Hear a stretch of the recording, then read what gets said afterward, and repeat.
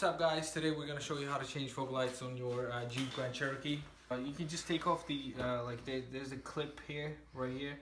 We took out this clip right here. You just take this off. You just need to like find the fog light, which is like right here. Let me show you. Right here. This is the fog light right here.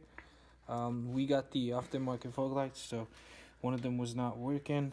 We just changed it. So you just gotta like go in, turn it a little, probably towards your way, and then you just need to pull it out slowly, and it just pops out. And then, like right now, I already disconnected the this side from that right there.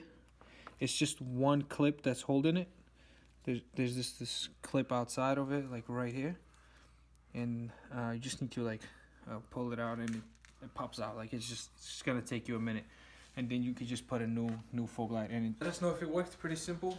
If you guys have any questions, feel free to hit us up on either social media, whatever, Instagram, or just write down in the comment section below. Peace. Thank you.